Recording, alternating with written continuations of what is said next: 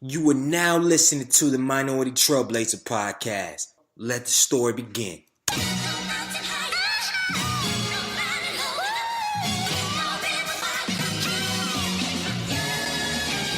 One time for the lovers, two times for the ladies, three times for the brothers, four times for the babies. Do you love her? Do you love her? Do you love her? Do you love her? Do you love her? Do you love her? Do you love her? Do you love her? Do you love her? Do you love her? Do you love her? Do you love her? Do you love her? Do you love her? One time for the lovers, two times for the ladies, three times for the brothers, four times for the babies. Do you love her? Do you love her? Do you love her? Do you love her? Do you love her? Do you love her? Do you love her? Do you love her? Do you love her? Do you love her? Do you love her? Do you love her? Do you love her? Do you love her? Do you love her? Do you love her? Brown skin, love her brown skin, love her brown. Brown skin, love her brown skin, love her brown. She my brown skin, love her brown skin, love her brown. She my brown skin, love her brown skin. Hold me down. Welcome to the Minority Trailblazer podcast. I'm your host, Greg E. Hill, the culture change agent, and we are freaking back. I know it's been a month. I know we've only released like 4 episodes in 2017 this April, and I know y'all looking at me funny, but I guarantee it's with a purpose, and you know your boy has been working in the dark. I'm pumped up, I'm refreshed, it's spring break, so I don't gotta deal with no kids, and woo! I'm excited because this episode is a heat rock. I ain't gonna lie, it's long. It's like an hour and 45 minutes. But it's some good stuff, and I'm so happy and grateful to be back. I'm so happy and grateful for you listening. I don't take it for granted because y'all can easily have left me and went to other podcasts and say, I'm done with this Minority Trailblazer. But y'all still hit me up. I see you on LinkedIn. I see you on Facebook. I see you on Twitter. I see you in my email. I see you in my text saying, Mr. Hill, where the podcast at? But I got you. And I got this excitement, this vigor that I didn't have because I don't know, man. And I'll be honest. Teaching has taken a toll. My energy, my focus, and my commitment to anything outside of teaching. I didn't realize teaching was so selfish with your time. I started teaching in October, and ever since, my time has just been strained. So I got like 15 interviews in the queue that I need to interview, and I just have not been diligent in creating the time. And then my back order of episodes went from having 24 in the pot, to 16 in the pot, to 12, to 9, to 8. And then I looked on my shoulder. I was like, yo, I got no episodes left. I got all these people to interview, no episodes.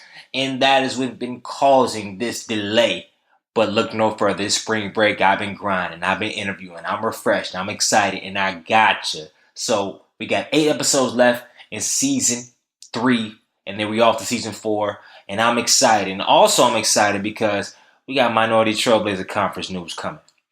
We got apparel coming. We got a new book coming.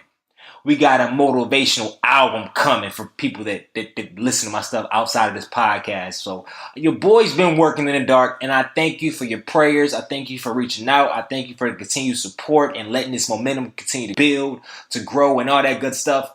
But most importantly, I'm here to provide more good content.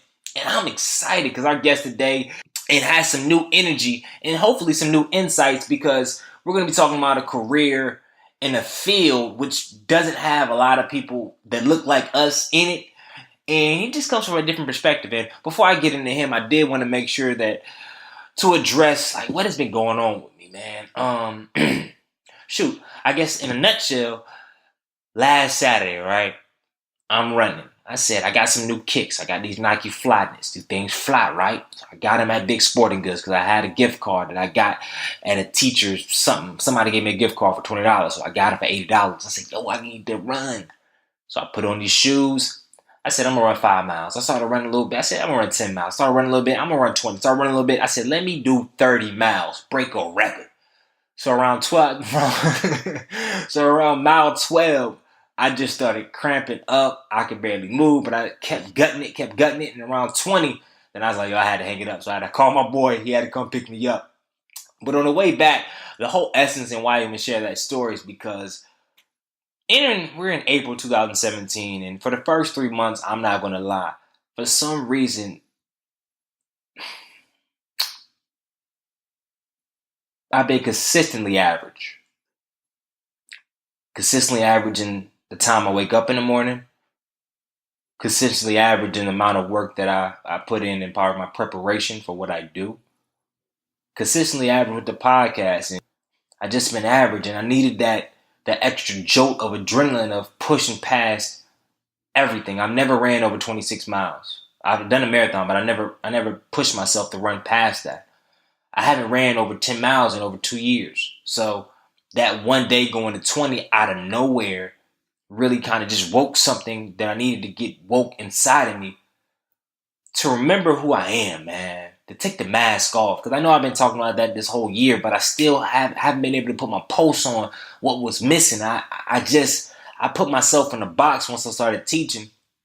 And I'm slowly but surely just breaking this free time to just relax, to think, to write stuff down, has just given me the new spirit and the new energy that I need to take things to that next level. So I'm excited. I'm glad y'all are here with me. I'm going to share more personal stuff as we continue to go on. But I just want to let you know that I do not take your listenership for granted. I appreciate you each and every week tuning in, giving me feedback, and staying with me, staying true. I really do. And I pray that over the next couple years that we can continue to grow this thing, not just in the podcast, but grow our conversations, grow our influence, and really make this thing a physical thing. So not we just talking about stuff, but we're meeting together, we're linking together, discussing ideas, and everybody growing together. Because that's all I want to do in this industry. I'm not here to grandstand to get 1 million downloads, and then it's like, okay, we cool, and then it's I'm not here for that. I don't take none of this for granted. I really don't. But let me just jump into this convo, because today we had a unique situation to have a friend, a brother to me, that I have seen with my own eyes transform literally in 7 years and take his career to a whole nother level in a whole nother industry that I did not even think was possible for him to be in. Like, I'm talking about senior year, engineering major, say I want to be a director, I want to get into film, and then in 7 years he's working with, and I'm going to name their names in a second once I read his bio, some of the biggest artists in the world, working for some of the biggest companies in the world, and really mastering his craft. And it's just crazy. And I think hopefully this interview can give hope to all those. I'm not even call my listeners dreamers, because you're a doer right now if you're listening to a podcast. But for my people that have these goals and these visions that did not look like what you're looking at now, and you need some of that extra hope, that extra passion, that extra energy, I guarantee this interview from this guy that said, yo, I want to be he had no prior experience in film, directing, didn't know about cameras, and say, I'm going to be a film person. And now, 7 years, he's worked with the likes of Kanye West, Beyoncé, A$AP Rocky, and many others in that field, which is crazy. So I'm excited about this interview. I know he's going to drop a lot of knowledge. He's a story-based guy, so this is just why the interview is really long. But let me read his bio and let me just jump right in, okay? So he was born in Washington, D.C. and raised in Bowie, Maryland. He's a proud graduate of North Carolina A&T State University. And after completing that degree, he went on to Savannah College of Arts and Design, SCAD for short, where he received his master's in film and TV. While obtaining his master's degrees, he worked at TCS in Hell's Kitchen, New York City, and was also part of the Emmy Foundation 2013 cinematography class, in which through that he had the opportunity to intern for Glee in LA, which actually transitioned into a full-time job. And for those of you that are new to the game, Glee was one of the hottest shows on television for a great couple of years. Since May 2014, he's worked as a freelance second camera assistant and has worked alongside artists such as Kanye West, like I mentioned before, Beyonce's Lemonade Project, Travis Scott, Lana Del Rey, A$AP Rocky, Pusha T, Juicy J, Damian Marley, you name it, he has worked with in the music industry, as well as worked with some of the greatest cinematographers, black cinematographers that are in the game right now. He's worked for big brands such as BuzzFeed, Reebok, Complex, Spotify, Facebook, and he's traveled all across the world to film, to shoot, and create. And most importantly, in 2011, he gave me my first debut film role in a film called Red Cups, and I was it. And that's when I realized I was overweight and I had to lose weight to look on camera. I was like, God, I'm huge. So without further ado, I would like to introduce my brother, my dog, Dominic Jones, to the Minority Trailblazer podcast. Welcome to the show. Thank you, man. Thank you for having me. It was good back. Yeah, I know. Red Cups 401 North Dudley Street. Wow. Ooh, yeah. Hey, man, that's where it all started. Literally, that's where it all started. It's Seriously. crazy. I can't That's wait to crazy. jump into that story because it's like it is surreal to actually, because you hear you see documentaries, you hear about stories, but to see somebody I know physically, I know very well, their senior year of college, you've been doing engineering your whole life, to say I'm gonna be a director, and it's like, Mhm. what? Like, you want to be a what? Buy a camera, shoot a short film, and then now fast forward, you're, like you said, you work with some of the biggest names in the world in your field, and I just can't wait and to get into your process, like this whole journey, because I know it spans a lot. But before we get into that, let's start the show off with a quote, like we always do. So Domo, I call him Domo. Domo, can you give us a quote and a story about how you apply that quote to your everyday life? Yeah, you know what? I got a new quote for you. That's from a friend, Don Lee. He once told me, it costs nothing to pay attention, but it can give you everything. Mm. And I think that sometimes just means just sometimes you have to get beside yourself and just really kind of just sit back and kind of just watch what's going on for a moment, observe things, pay attention to things. There's certain little pieces out there that you're supposed to hear that's going to teach you as you go along the way. And it costs you nothing. Like, paying attention is free, but you can gain so much from it, and that honestly connects to my life story, with every chapter I've been through, just paying attention, looking back on it now. So yeah.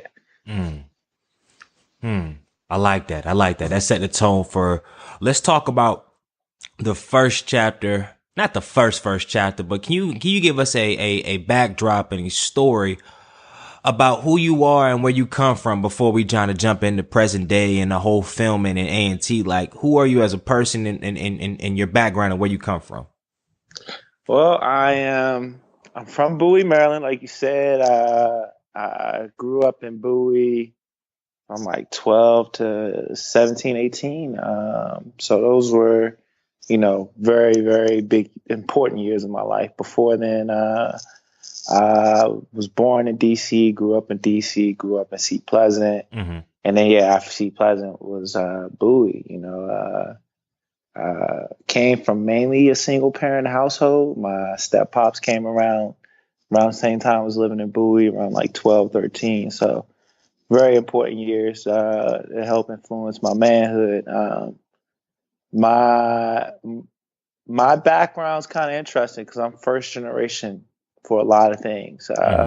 First generation college, first generation Greek, first generation with a secondary degree. So yeah, that's very interesting, I guess, in a sense, because my stepfather's a ex-con. He's 63 now. So out of 63 years in life, 25 he's spent in prison, off and on. My mom, right before she had me, was a drug addict. So I didn't live with my mom my first 3 years growing up. My aunt raised me for my first 3 years. Mm-hmm. So, starting with those type of backgrounds, statistically, I'm not supposed to be where I am. Yeah. But both of them were always very transparent with me. And that transparency and that honesty built a lot of my character that I have today. Transparency, like, allows you to be yourself and be comfortable being yourself. And that's very important with what I do now. Because I'm, like you said, some of these people I'm in a room with, I can't let these famous, quote unquote, famous people, get me so riled up that I'm thrown off my game and I can't focus on work. So that transparency made me so comfortable being myself that even in the biggest moments, I can still be myself. But yeah, I mean, Bowie is an interesting place to grow up in. It's suburbs, but to be the burbs, I think a lot of people are in an identity crisis there because it's mainly middle class blacks. But it's pretty. Actually, no, I won't say mainly middle class blacks. It's half and half in Bowie, half white, half black. So it's very diverse in that sense. But everybody's pretty much middle class. But you have that group of kids that still kind of want to be like in the streets and stuff. So I grew up in these different types of environments with these different type of things. And I say all that because it's like I said, constantly influenced who I am now. My graduation class though was pretty large. It was like 500 people because it was a pretty big high school, which led me to A&T. So, and by the time I got to T, I guess let me backtrack. When I was in high school, and I had a moment like, 'cause I was very popular in social most of my years of high school, but I had one year where I wasn't, and that was the year I thought I wanted to be an engineer because I used to do model planes and stuff like that. It was or puzzles, 3D puzzles to keep my sanity and my peace. And I used to watch the History Channel. That used to be what I used to do and play basketball. That's it. Until I got back into being social again. Like I just had to unplug for a while. So that always led me to think, oh man, I want to be an engineer. I want to do aerospace engineering. So applying to A&T, here A&T is one of the better colleges for black people when it comes to engineering. Boom, applied, and that's how I got to A&T. Yeah. And before you get into A&T, because from your upbringing and dealing with the situations that you had to deal with as a child, did you kind of know who you are early in the game as far as your identity and who you wanted to be and how you were going to move? Or did that kind of take shape after, like during college or after college? Man, it takes shape with every phase of your life. To be honest with you, as much as you think you have yourself figured out, once you're put in a new environment and there's new components there, you got to refigure it out again. You have to, I think what it did was it taught me how to adapt. Everything leading up to life taught me how to adapt.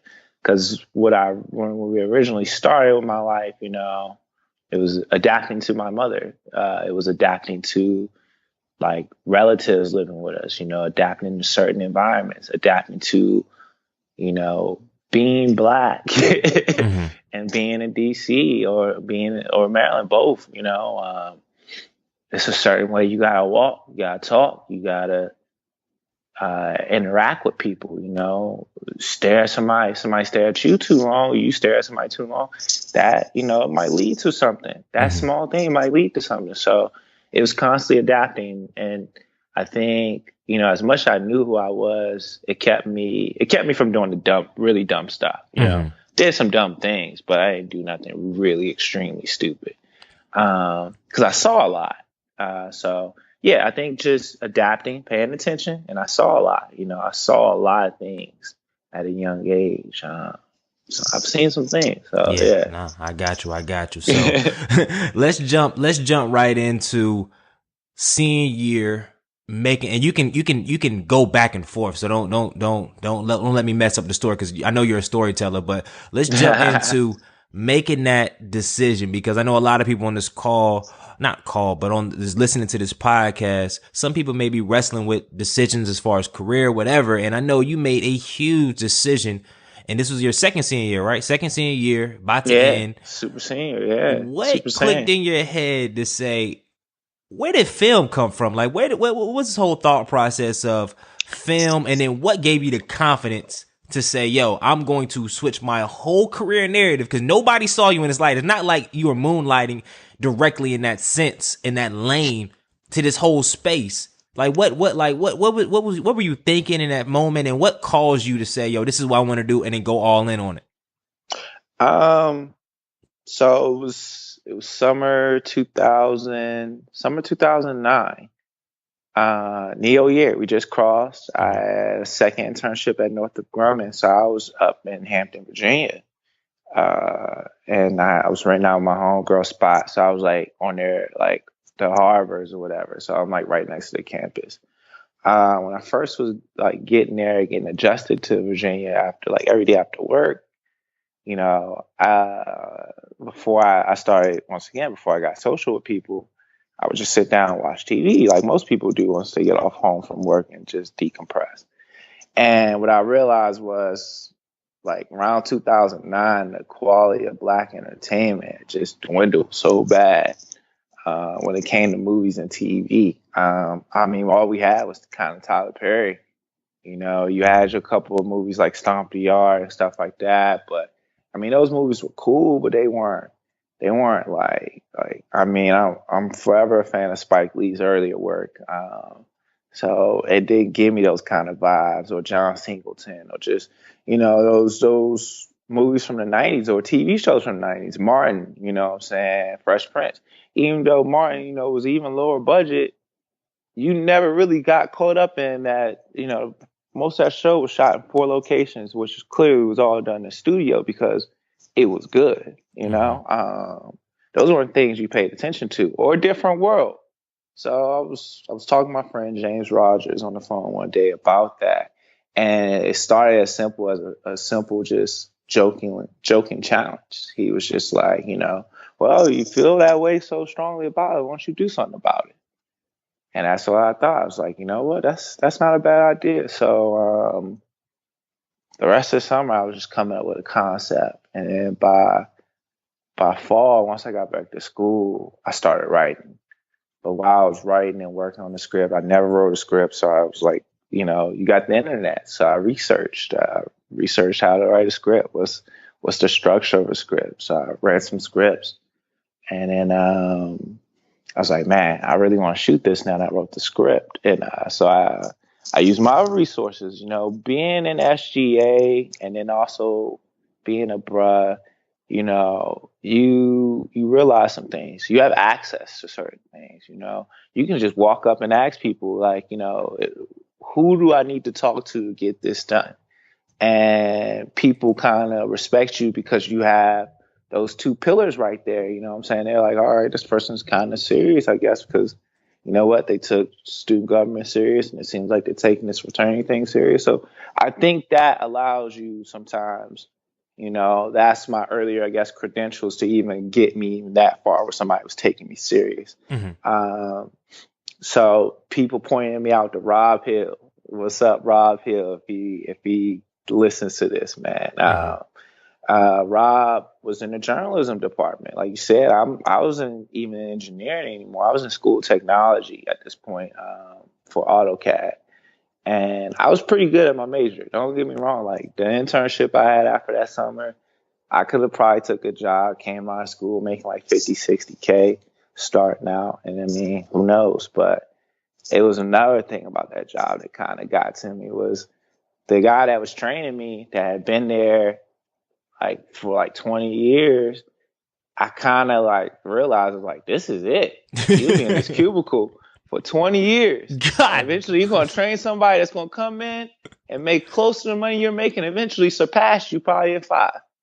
So between those 2 things, you know, how I felt about Black entertainment and how I looked at my future, I was like, yo, I got to try this out. You know, that was the other thing. Like, and then I wrote the script. I was just like, those things all stacked up. Like, you know, well, at least try it. You know, if you suck at it or you don't like it, you're still in college, you're about to graduate, you can figure out the rest of life. So I think after, and you know what? Take this all the way back. This wasn't even super senior year. This was regular senior year because this was 09-10. Because I came into A&T 2006, really. I sat out a semester for family stuff. So, yeah, so this was my regular senior year. And, yeah, because after spring break, so I finally met Rob. We started planning it out, and then I pulled my line brother Jonathan Wood into to help me out, just to be kind of like my second eye, which to me made sense because I mean, in the artistic aspect, we have already collaborated, making paddles. You know, I did the cutting, and he came in and fine tuned and polished it up by giving you the actual, the thing that you cared about the most was the artwork. You know, most people didn't care about the paddle, you know, and I think that symbolically, even looking at it now, is why I do cinematography, or I enjoy cinematography, which I'll bring the paddle back up later. So Johnny came in as my other eyes. Cause I'm like, I don't really know Rob, but at the same time, I don't want to feel like I'm trying to tell him what to do and I fully don't know what I'm doing. So I'm gonna bring somebody in to kind of assist me. And eventually that will become Rare Jones, us three. Where, we did Red Cups. That was the first script. You know, that was my version of a different world, I guess. But, you know, I kind of tried to write that script for something more tailored to HBO. And for all the people out there that's like at that point in life where you're like, I hate using the term dreamer. You're not a dreamer because you're a doer at this point. Don't feel like because it's your first project and it seems like such a great idea, it's going to be the hot shit. You know what I'm saying? Because that's what I thought my first, like this, oh man, this first short is going to get me some type of acknowledgement. It's going to get me some type of, you know, accolades because it's such a great idea and I know what I'm doing. I'm going to do it right the first time around. No, nobody has instant success like that. It doesn't work like that. Red Cups, you know, I thought it was great when I wrote it. And then we shot it. And I was so excited just to do such a project like that, you know, that it was slight anxiety, you know, just being nervous about it and the outcome. But when it was all done, to be honest, the short sucked. But I was just happy with the process of it, everything it did. Like, I got a rush from it, something I ain't felt in a long time doing something, you know, when it came to quote unquote work. But at the same time, I knew I lacked knowledge.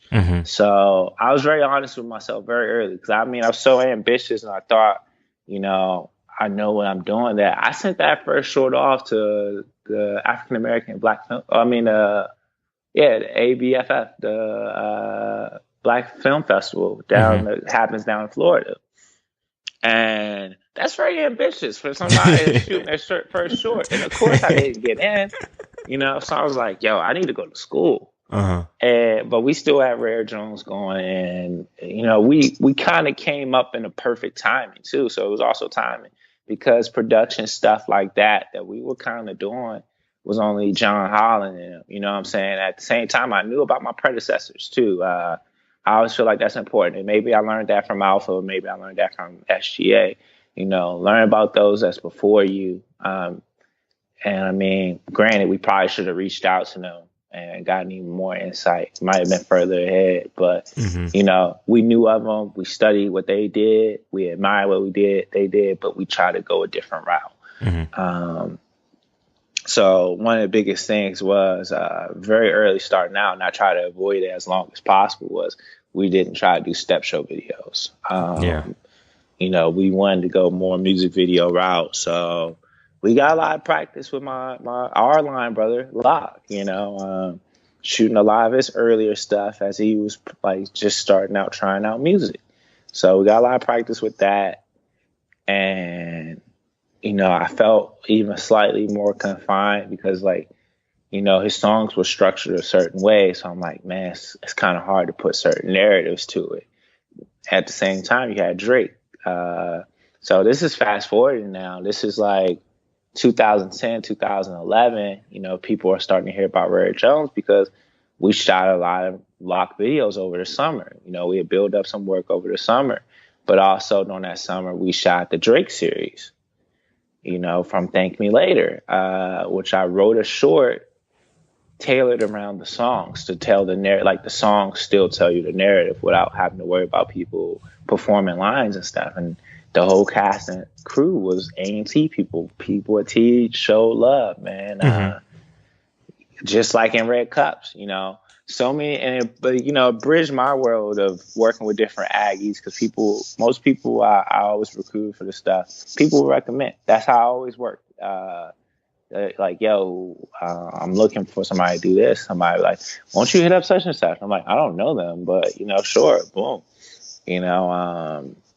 Red Cups was what? You, Tahara, Courtney, Crystal, Esco. And now you look back, there's some that's some big Esco doing his thing out there in New York. Shout out to Esco. Courtney out there with the Steve Harvey show. Laka Shaw, Tisha was in the jump, man. Like it's a great correlation. That's why I'm just glad and lucky enough to know y'all, the good folk. Yeah, and then the Drake series, what I'm saying? The Drake series is very important because that's my collaboration with Kevin Wilson.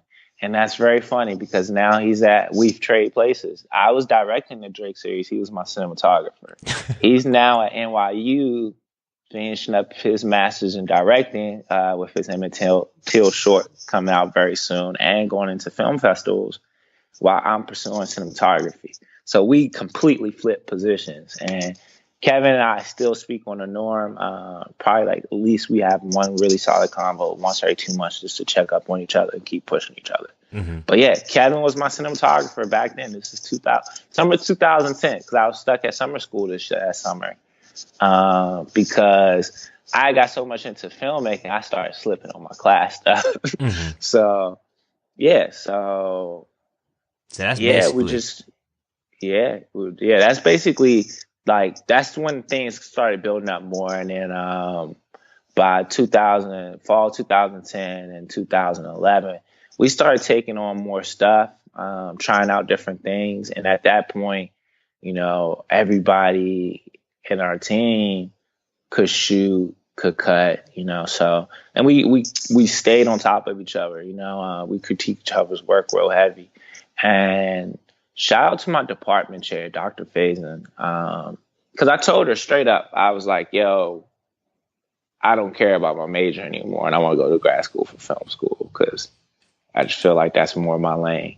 And what she allowed me to do for our senior class, and because in CAD and design, you're supposed to share your portfolio work. That's how you get graded, your portfolio work on your drawings and your designs and stuff like that. And she was like, I tell you what, I'll have the class critique your reels that you're submitting to these film schools.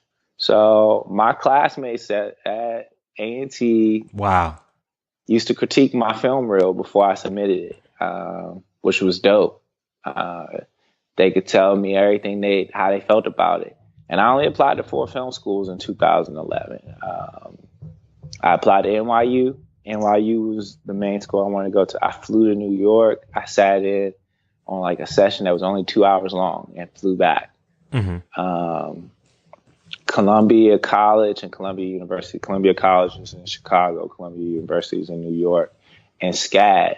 And I only learned about SCAD through my friend Casey Snipes because she was at SCAD Atlanta doing graphic design. She was like, yo, they got a film program.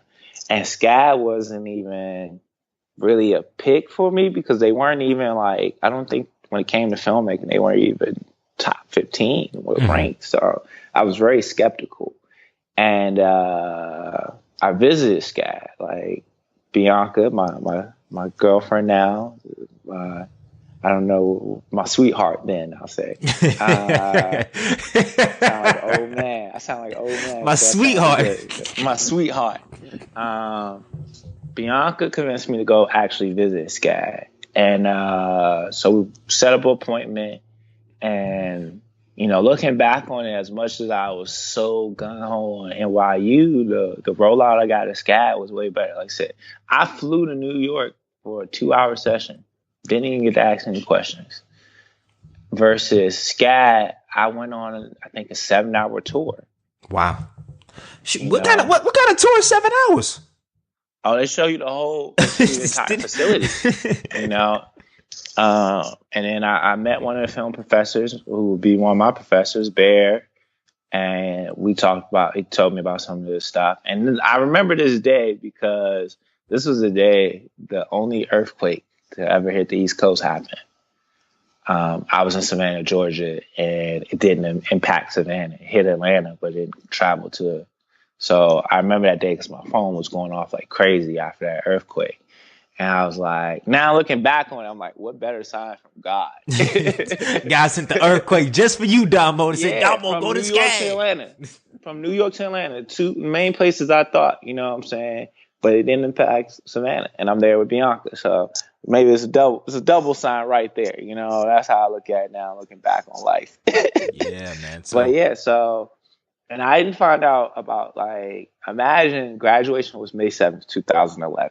mhm. I by I want to say April, I received rejection letters from NYU, from Columbia University, and Columbia College. I was still awaiting SCAD. And I got my reply May 4th, 3 days before graduation. I wake up and I was hanging out with my homegirl, Raina, at the time. We were sitting there talking about life, drinking Hennessy the night before. And I fell asleep at her kitchen table, like real talk. Shout out to Raina because I was stressing too. I woke up, had my BlackBerry, man, and I saw I got an email notification from SCAD. 3 days before graduation, I'm about to find out I'm going to film school. I got to figure out what I'm about to do with my life. Yeah, you know what I'm saying? So, yeah, I was scared. I was really scared to open that email, man. But opened it. I got in. I got a little scholarship money because my real.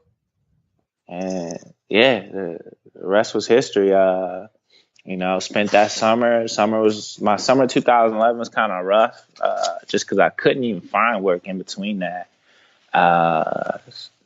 And yeah, just even preparing to go down to Savannah and stuff. I was just kind of life was just in a very like dry but dark spot. So I was so ready to get out of DC and Maryland by the time I like that fall had hit and just put my all into this film school thing. Yeah, man, and that gives us a first great chapter because I want to break this interview down in chapters, and I guess chapter 1 was pre-film school. Chapter 2, we're going to talk about some stuff learned in film school, and chapter 3, we're going to talk about the fabulous Los Angeles, man. But the couple things that I wanted to break out real briefly from what I got from the first chapter was 3 things. First is your ability to accept critiques. Because if you notice through the whole thing, you got critiques when you had a second eye with Wood and Rob Hill, but also allowing your classmates to critique your work. And I think that's critical because a lot of times we hold our first projects, like the first projects we do, that's kind of like their own baby. And for you to have I don't know if it was confidence, I don't know if it was naiveness to say, hey guys, critique my work, show me I can get better early in the game. I mean, that's big. And I think a lot of us can take something away from that because a lot of us, whoever's listening on this podcast, is maybe working on a project or maybe working on something, but we haven't even got to the step of allowing others to critique our work. And I think that's without critique, there's no way you can get better outside of using your own knowledge. And if you are not that deep in what you're doing, then how are you going to critique what you're doing? Yeah. Yeah, I mean, it always goes. You don't want to be the guy that just busts in the room and say, hey, guys, I'm a genius. You want to eventually have the room turn around and say, hey, you're a genius. So how do you do that? You know, you allow yourself to be vulnerable in that sense because, you know what? I think and I hate to refer to Twitter like this, but I think I've tweeted it not so long ago. Like, I'd rather have a friend around me that tells me, you know what? This ain't hot. This ain't good, or yo, I got this great idea. I'd rather have this friend hit me with the why, Like, it sounds cool and everything, but why? You know what I'm saying?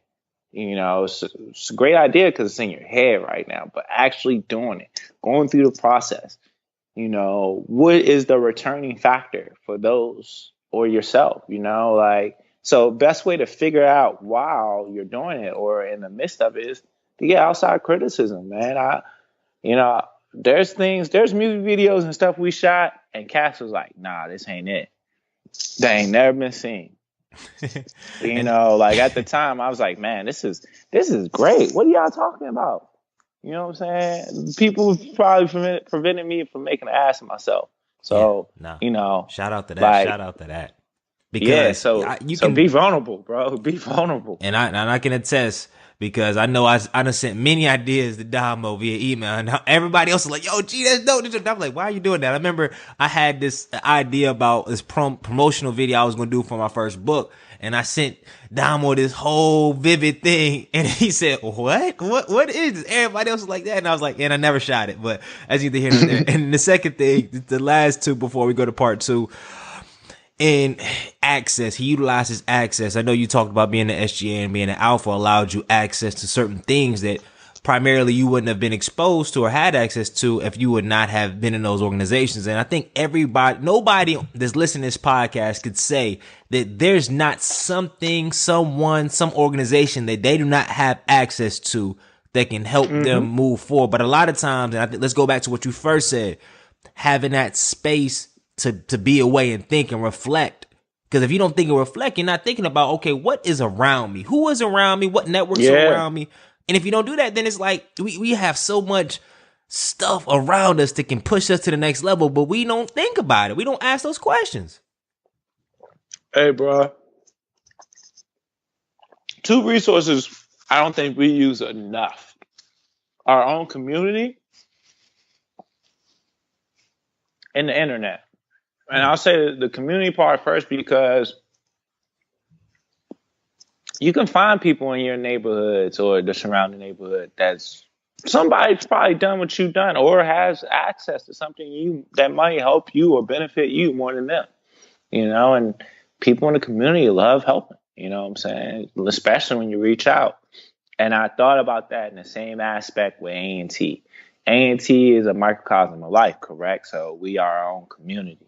So I looked at it like that. Why not work within my community? Why would I go outside of it? Why would I go all the way up the street to UNCG to get resources? Do I have people from UNCG help me when I got people at A&T? And then now on the internet, man, you can look and research a lot of things, which is great. But eventually you gotta realize there's to a point the internet only helps so much. You still kind of need a mentor or a teacher, which I'll get into, of course, like my path of my different mentors I've had now. Mm-hmm. Yeah, I got you. And then the last thing, as we transition into part two, is, and I think this is critical, and I think we talk, it's always a narrative on all our podcasts, but I always want to keep reminding people, process over the product. It's the process over the product. Like the first product he had, Red Cups, it wasn't a stellar put together thing. Matter of fact, Red Cups had me the realization that I need to lose weight because I saw myself on camera and I was like, bro, I'm getting big. That's when I was like 215. I was like, damn. However, Domo said that just going through that process gave him the energy, the confidence, the community, the resources, and the ability to say, yo, I can really do this. And a lot of us spending a lot of time working on the product and ignoring the happiness and the satisfaction of the process. But when the process is what we need to do and we have to trust and we have to give our all to in order to, in the next level, in those next days, really manifest a product that the only way we can get to is acknowledging that process. Yeah. I mean, one even better. I mean, we all, even if it's not a personal project, we're all tied to processes, your daily process, whoever you work for. I even think on a deeper sense than that, every day I step onto a shoot, I'm extremely happy to be there, just because I realize I'm living somebody else's dream now, Like, I don't understand people that work 40 hours a week and they don't want to be there, not for 1 minute, the first moment they clock in. That process to me, especially at this age right now, you in your late 20s and early 30s, man, these are the last 2 years, you can change that. So, that's the process I was more so like caught on to, is because I thought about, like, if I had to do this every day, work these kind of hours every day and go through the type of anxiety and sensation I was going through with filmmaking, even when I didn't know what I was doing, I was like, you know what? This is fun though. You know what I'm saying? It's kind of, because like filmmaking is almost like it's a science project. You know what I'm saying? Those were your funnest days in class when it was hands on, right? Like, that's life now for me. It's always hands on, it's always trying to figure something out. It's always whatever, instead of just sitting there. Like, I don't want that process. So it's that other side of the process too. But yes, process over product. And that you got to know through your critics, man. If you don't have critics, you ain't going to have that one friend that's going like you said, when you said the example you put up, G, when people just tell you, oh, this is dope, this is cool, and they can't even tell you why it's dope and cool, don't trust them. Don't trust them. Straight up. Like if it's cool and if it's dope, tell me why it's cool and it's dope. What makes you like this? You know what I'm saying? Don't just tell me that simple answer and it's cool. Like, yo, what did you like about it then? You know what I'm saying? Somebody has a meal, they're going to tell you what part of the meal they liked. Oh, yeah, the cauliflower was really good. The French fries was really good. The burger, not so much. Those are the people you want versus like, how's the food? Oh, it's good. Yeah, you hit it. So that part of the process, that is part of the process. It's knowing your critics and your criticism and then even going back to why, you know what I'm saying? Why is a big part of the process, because we have great ideas, but we fail to recognize what is the purpose of it. It's a really good idea. I think it's dope. Okay, but what does dope even mean, bro? Don't hit me with no, this is dope. Like why? Yeah, you hit it. So as we jump into part 2, film school, let's look about it at the lens of what did you take from it, as well as the second lens is your experiences with your internships and I guess along the way what you learned from each. I mean, and you don't have to pontificate too long on it, but as far as when you were at Hell's Kitchen, New York, what you get from that, when you did your and with the Emmys, because I forgot you're a part of that class, what you took from that, and then as well as Glee. So if you could talk about initially what is the main core things and thought process and what you got from film school, and then dive a bit into the internships and the work experience that you got from it. Man, I learned a lot from film school. Really looking back on it all. SCAD, I had to.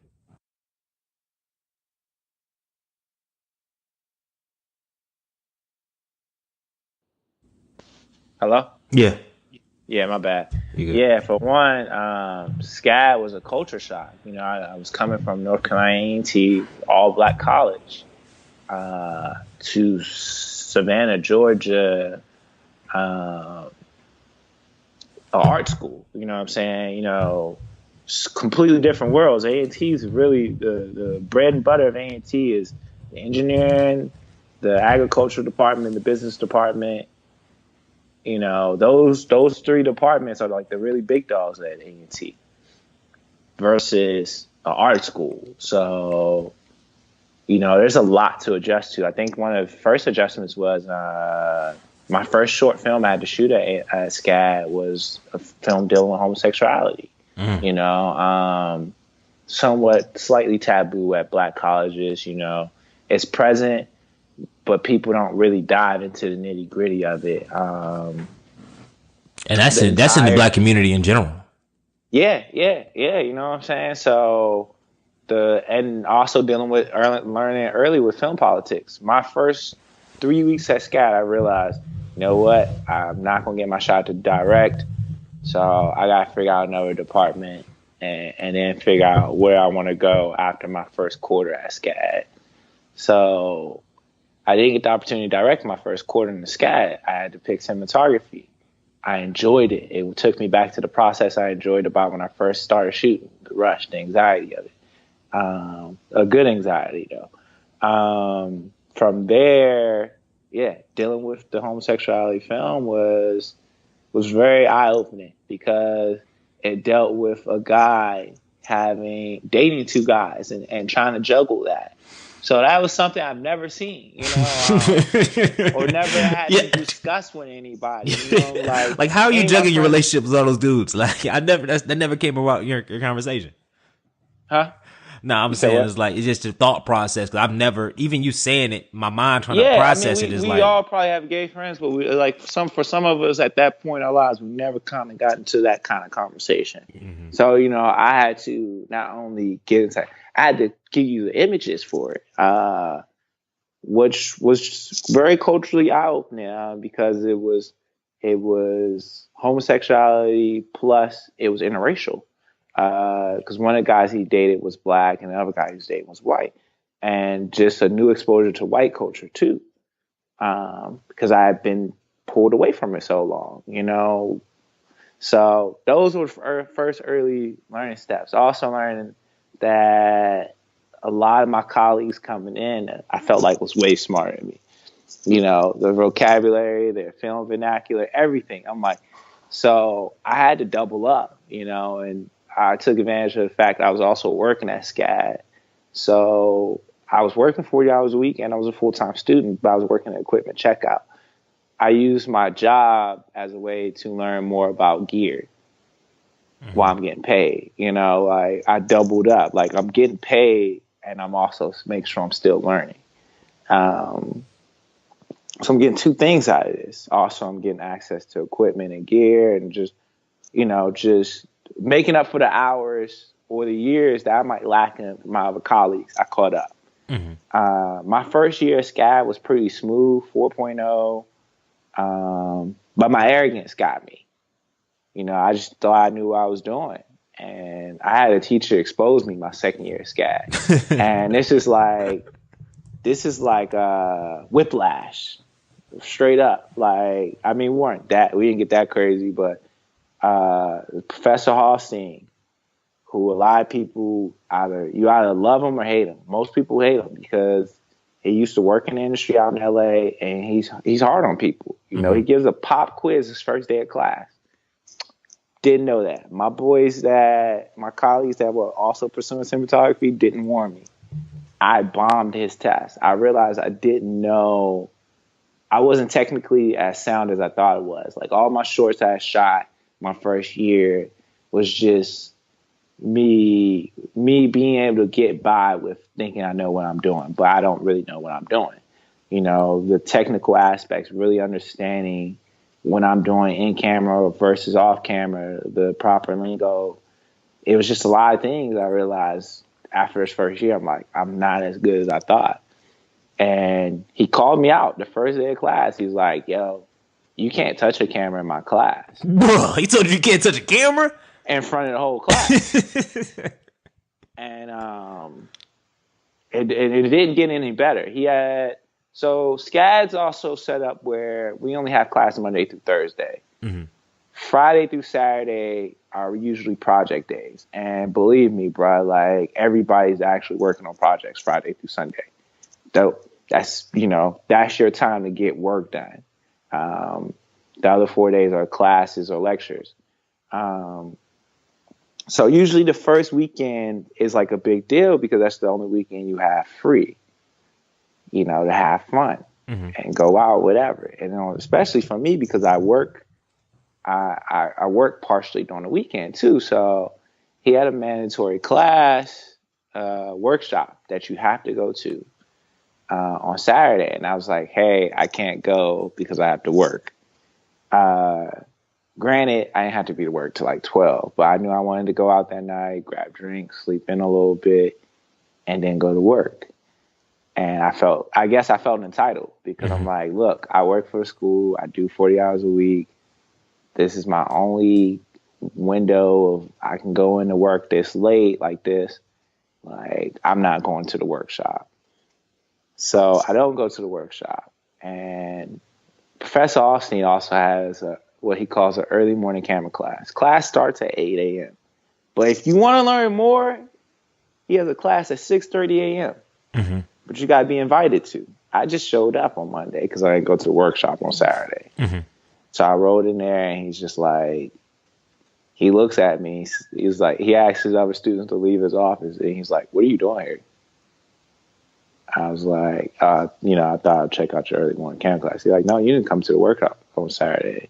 And that's he cussed me out. He's like, that's some bullshit. You didn't show up. And he's like, what's wrong with you? Like, I can tell you're smarter than a lot of these other kids in this class. Like, you know, that I have in my other classes.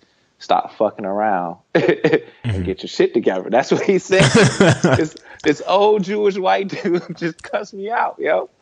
And I was like, all right, and I was mad at first. 'Cause I'm like, who is he like to come at me like this? Like whatever. But I took him up on his challenge. He's like, look, you come to my early morning camera class, but you can never miss a day. You miss one day, you can't come back. And you got to be one of the first people here, like every day. So granted, while I was in Savannah, I didn't even have a car anymore. So I biked everywhere. Mm-hmm.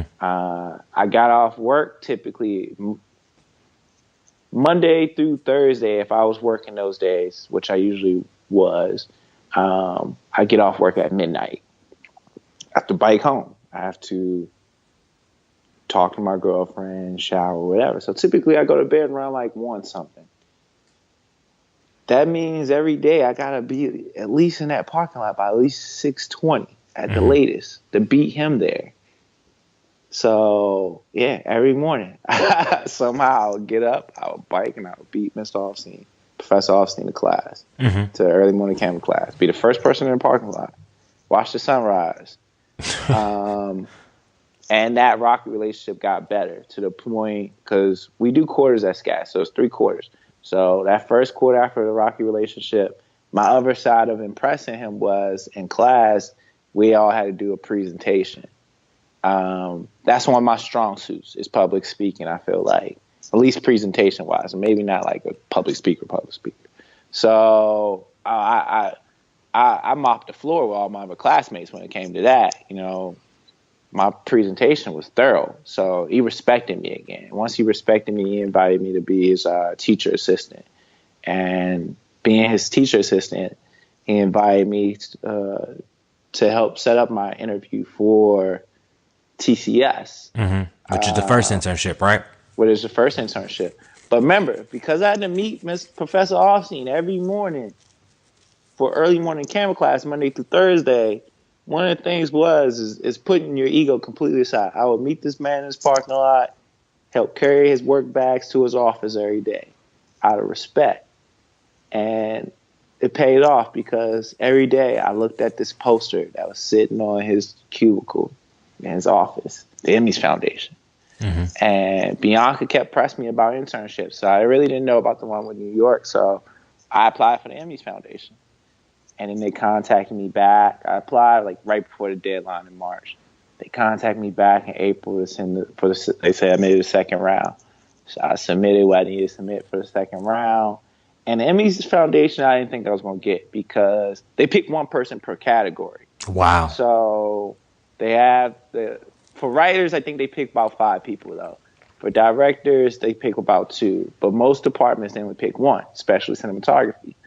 That year, 2013, they had 2 spots. I was first pick, and the runner-up did some HBO pilot. I don't even know what pilot it was, but I got Glee.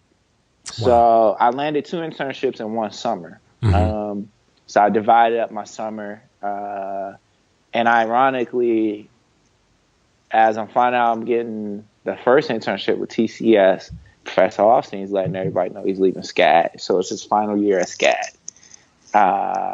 Very, very ironic, because technically that was my final physical year at SCAD. Even though I graduated 2014, when I left off for New York, I was in New York for 5 weeks. TCS was an interesting experience because it gave me an idea how the industry is in New York, and also rental house structure, which I kind of knew because that's kind of what my job was at SCAD.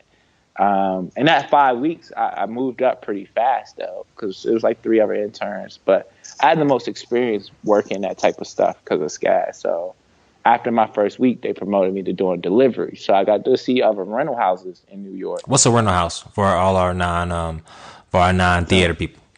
Okay, so nobody owns. Well, there's some people that own cameras, but cameras are really expensive. Cinema cameras run anywhere from $20,000 to $100,000 or more, and that's just the camera body.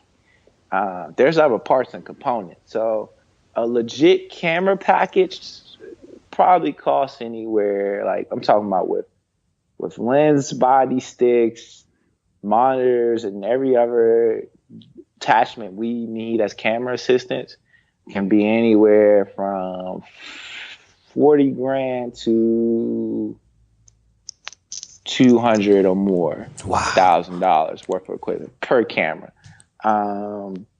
Once you add all the components and stuff up, we're not shooting no 5Ds or nothing like that. Like, these are really big and serious cameras. So what most production companies do, they rent them from camera rental houses. These are the houses that upkeep these cameras and allow your camera assistants to come in. This is where camera assistants do preps at,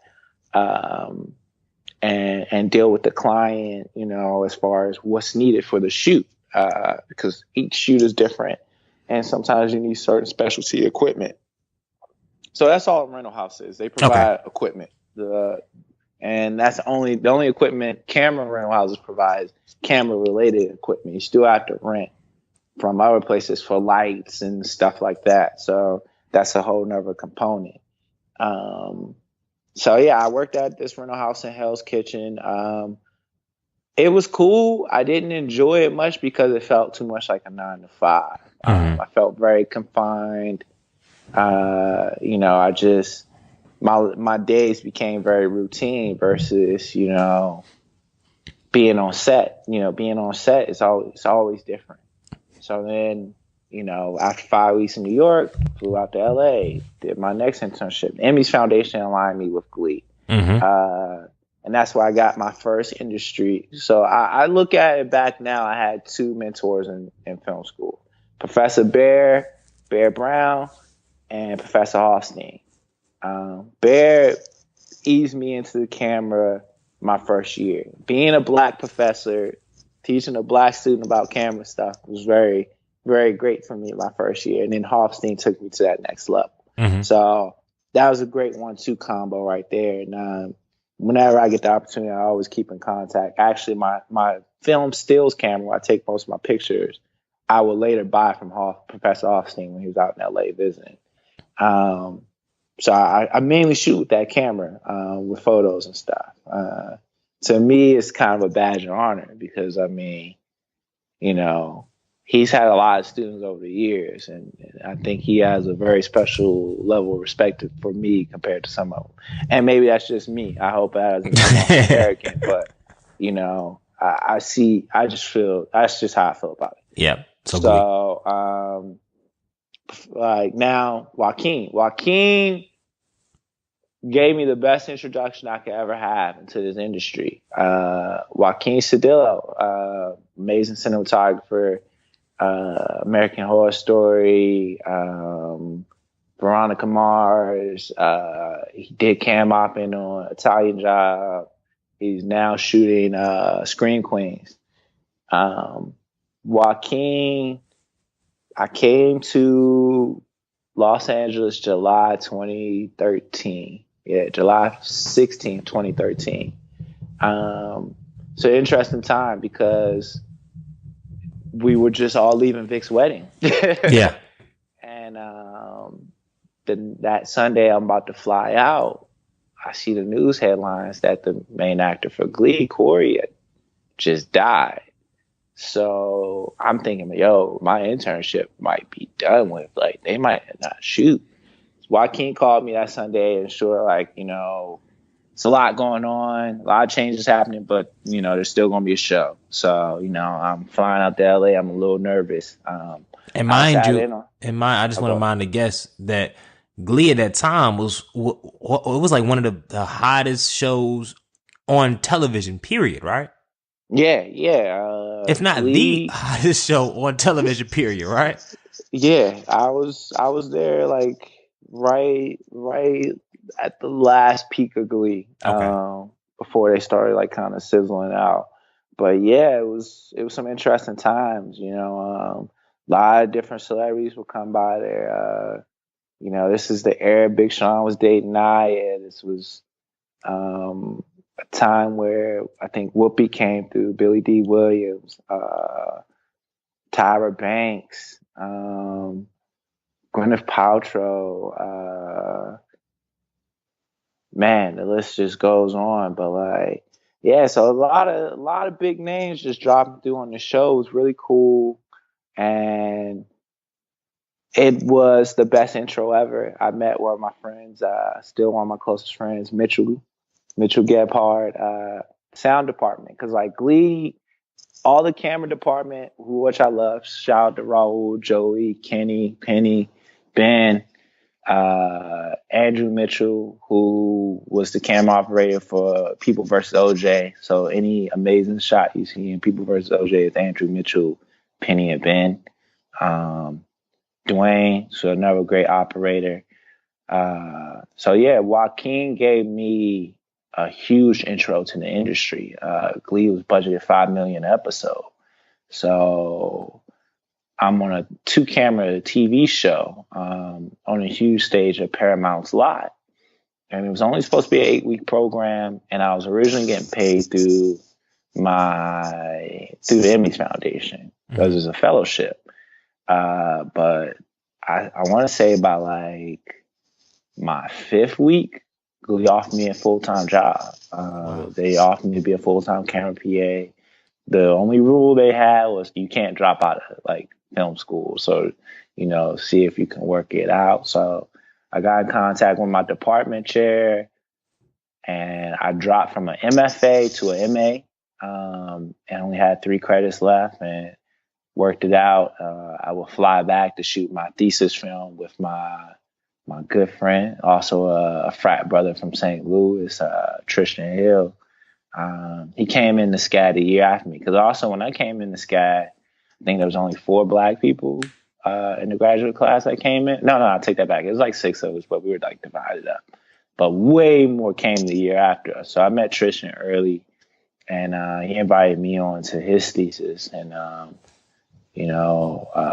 which helped me out so I can graduate. So I flew out, shot the thesis, Lions and Lambs, which was a great experience. One of the last shorts I was shooting until this year. We'll get into that later though. But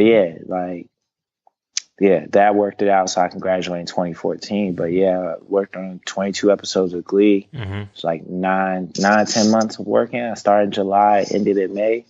So yeah, that's about 10 months. And then then I had to figure life out again. But everything moves so fast. You gotta think.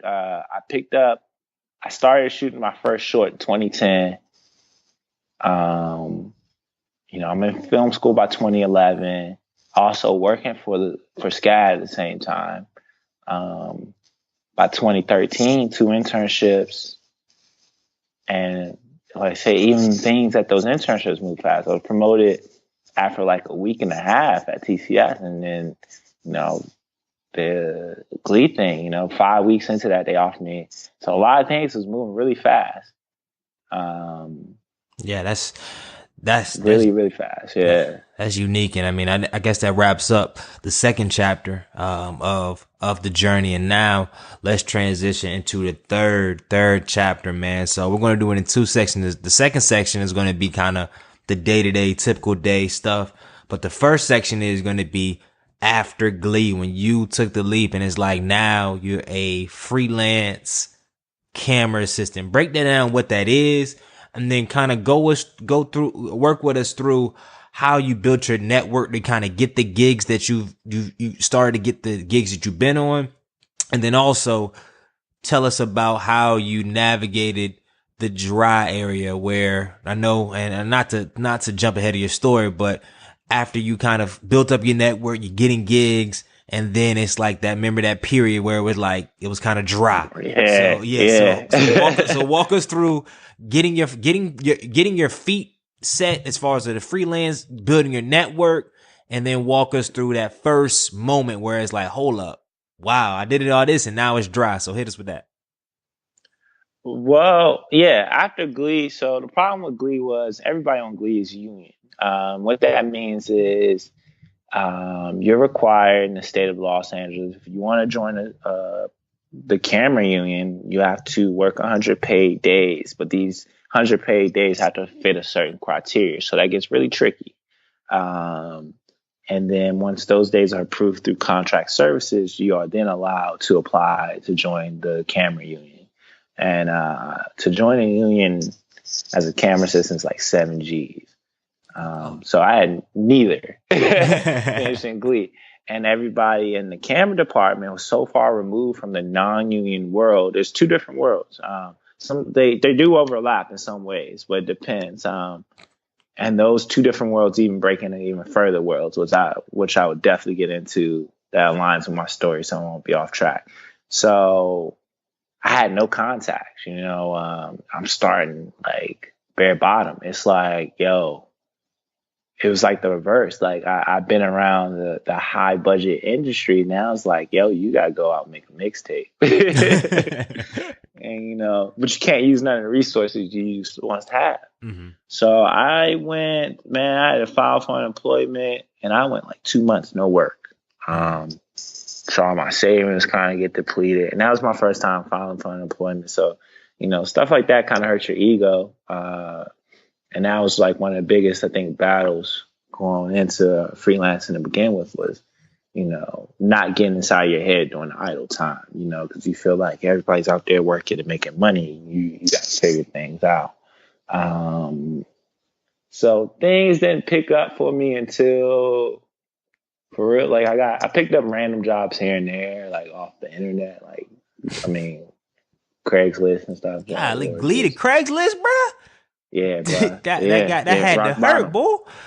Yeah, bro. It was rock bottom. And, some people get into this by, and this is how a lot of cats have to start out. Some cats will start out doing stuff like that or going to work on a student short, like at AFI, because you never know who's working on the AFI set.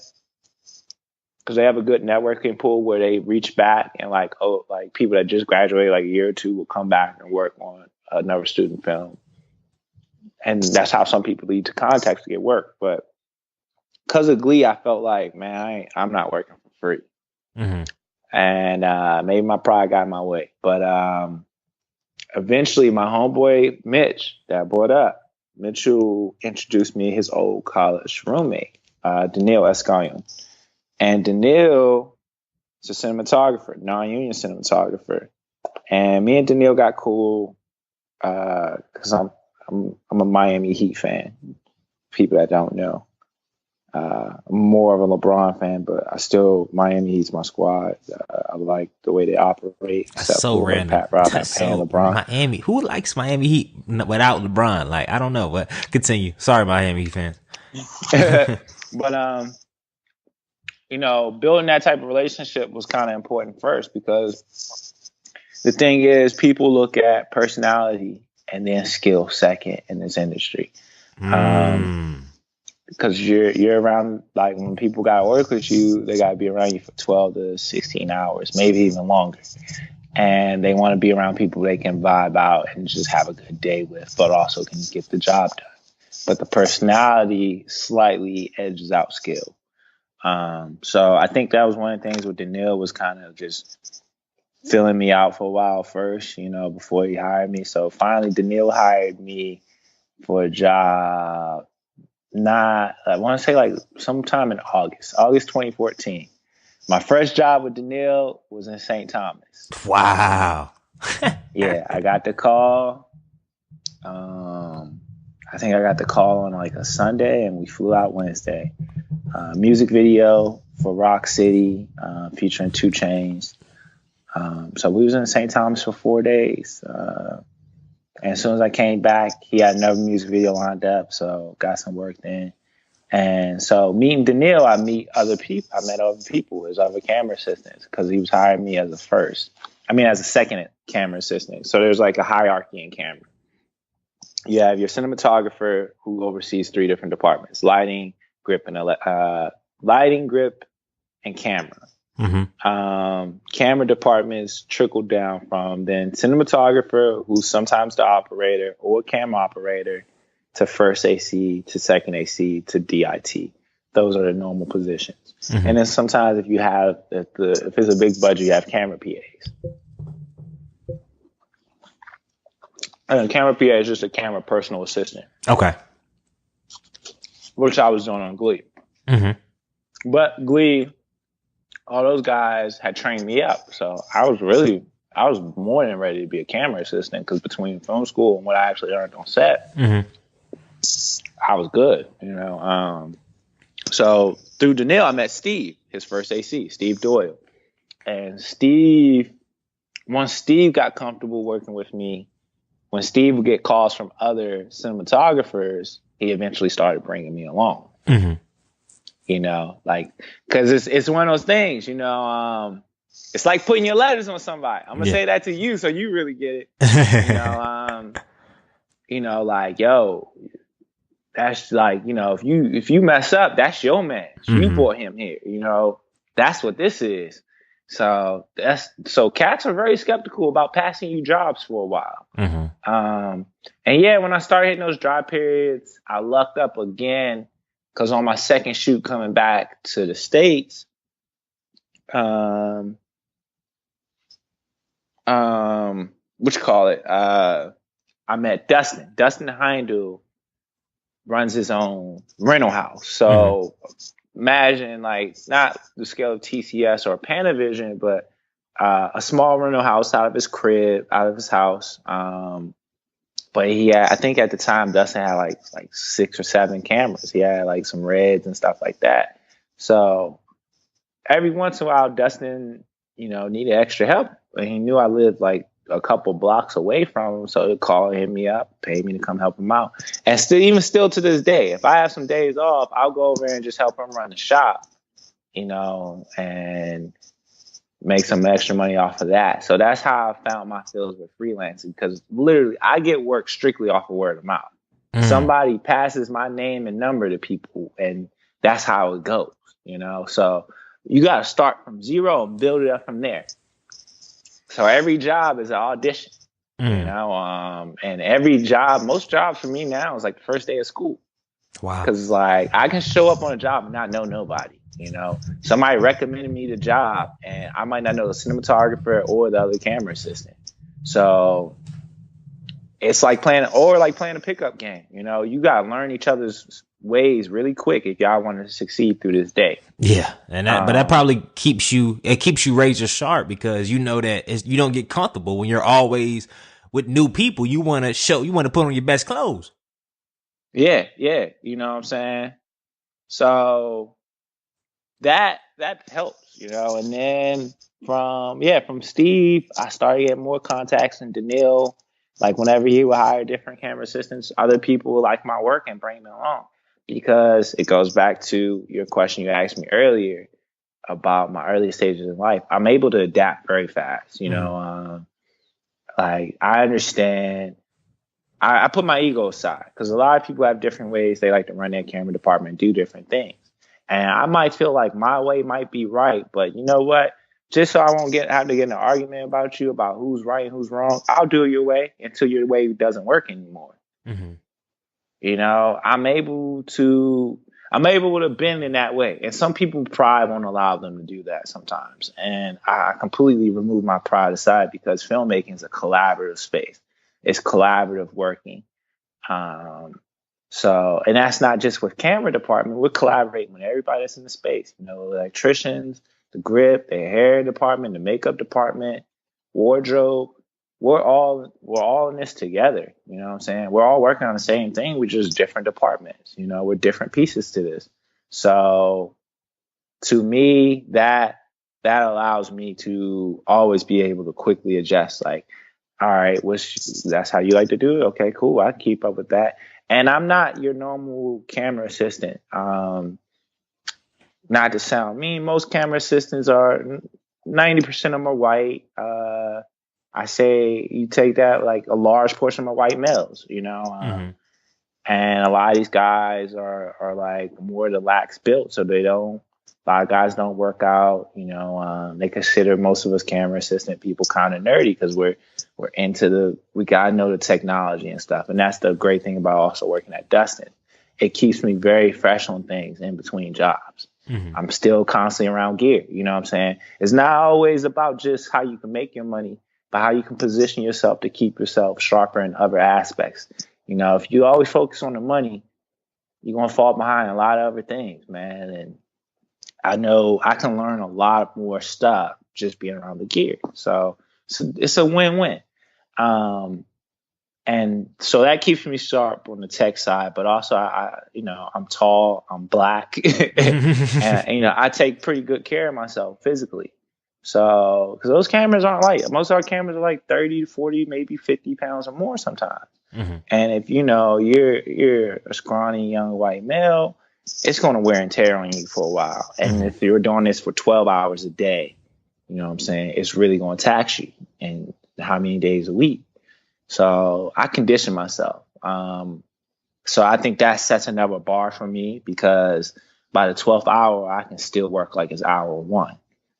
You're not seeing me starting to get tired and stuff like that, and paying attention. I know the jobs where I can text and have conversations on my phone. I know the jobs where, you know what, let me just put my phone on don't disturb and just pay attention to everything that's going on. And each time, those recommendations lead, like this is a perfect example of how these random recommendations happen. So like I said, I met Mitchell. Mitchell introduced me to Daniil. Daniil introduced me to Steve, who eventually brought me onto a low budget short film, right? And I was moved up to be a first AC on that, and I met this dude named Richie. Richie Greenfield eventually introduced me to Wayne Gorin. Wayne Gorin's the first black camera assistant I started working with. And this is fast forward, and this is 2015. Well, I met Wayne. Wayne Gorin is now, to me, like one of my other kind of mentors in a way, especially career-wise, because he's an OG. He's been doing this for like 20 years, and then I'm getting it from a perspective of another black man. Wayne has brought me on some of my biggest shoots. When I did second unit for Beyonce, that was Wayne that gave me that call. When I did Kanye's Famous, that was Wayne that gave me that call. Side note, let's not rush over that. Like, how was that? Like, you get a call, like, yo, was it like, yo, you about to do Beyonce, or it's like they didn't let you know? And then how was it? Were you getting to sit and like, hold on, what the fuck is going on? This Beyonce? With Beyonce joint, I knew. I got a text that told me like who was it for and everything like that. But we didn't have Beyonce on the 2 days I worked on it. I worked on Daddy's Lessons. We were second unit, but it was more importantly my introduction to Malik Saeed, who is now my newfound mentor. And if you don't know who Malik Saeed is, 80% of Hype Williams music videos Malik Saeed has shot. So he's an OG. Once again, I'm meeting a black cinematographer. Something I felt like I really needed, because now I can see it from a whole different perspective. Malik also shot Girl 6, He Got Game, and Belly. He was a cinematographer for all these. So being around Malik, you get the bigger cosign on getting pulled onto these jobs now, because Wayne would be like, well, I can bring Dom, and Malik can be like, nah, I don't like dude, or I don't feel dude's vibe, or yes. The Kanye Famous job, I didn't know. Like, I got a text. It was Memorial Day weekend last year. So I get a text. Mind you, I had a busy week. Like, May was pumping. I was getting money. And I get this text, like I was ready to enjoy my weekend. I was out. Like I went out. I wasn't even like planning on drinking, but I was just going out with some friends. I get a text at like 10:30, like from Wayne, like, yo, you available tomorrow? And I thought about it. I was like, you know what? Let me keep riding this wave while it's hot. I was like, yeah, I am. So I didn't get a confirmation till like 1 a.m. I get a text finally like, yo, show up 10:30 at this place. That's all I know. I don't know my rate. I don't know who's it for. I don't even know what camera we're using. You know what I'm saying? So I show up and I see this one cat I know that I ran into on other shoots. And that's the funny thing. This town's so small. Though you get pulled together as one of these random pieces for these jobs, you sometimes run into people from other random jobs. You know what I'm saying? Like, it's always random pieces thrown together. So I ran into somebody I knew, and I'm like, yo, what is this? Like, whose shoot is this? He's like, oh, they didn't tell you yet. This for Kanye. And I was like, oh, snap. It's like, word? He's like, yeah. And I was like, that's what's up. He's like, yeah, man. Like, he gave me a rundown of everything that was going on. So, yeah, there's a lot of situations like that. yeah, with Malik and Wayne, I've been on some interesting shoots. I've worked with Ava DuVernay, the director of Selma, and 13th Amendment, through Wow. Malik and Wayne. This past summer, we did some video installations for the African American Smithsonian, the new one in DC. And these installations featured. So I got the opportunity to work with David Oyelowo. I hope I pronounced his name right. From Selma. Oh yeah, the guy. Yeah, They had played Martin. Don Cheetah. Miss Angela Bassett, who looks amazing still. Lupita. Michael Ealy. Who else do we have? Snap. I'm forgetting some of the other actors' names, but it was like all heavyweights, and then it was all black, like, so it was dope. It was dope. So I've been in some rooms, I've seen some things now. It's just like, it's dope. And like I said, it's based off of my ability to adapt, my attitude, my ability to just pay attention, man. I can have a conversation with somebody on set from another department, but I still want my ears to the set, just in case somebody from my department calls for something. They're not waiting for me too long, because I know I'm that person. I can do those things. Now, if I know I can't focus and have a conversation, then I'm not going to have that conversation. I'll be probably a little bit more quiet at work, So also reading out those situations, because people sometimes don't want talkative people. So you just gotta you're just constantly adapting. And that's what the whole LA experience has been. I mean, every day is adapting on being on set with this person, then adapting on this and that, and just, it's a lot. Yeah, and it's cool though. It's cool. Like the Kanye shoot was really cool because eventually Malik gave, like, we didn't need to play the song, you know what I'm saying? And Kanye, we only had Kanye for 2 hours, so he hadn't even came in yet. And Malik bought his speakers and everything. And he was like, you can hop on the aux, just play some good music, just keep it real chill. So, I'm playing the music, I'm curating vibes for while we're shooting. So I set up some good albums to play, and then Kanye walks in.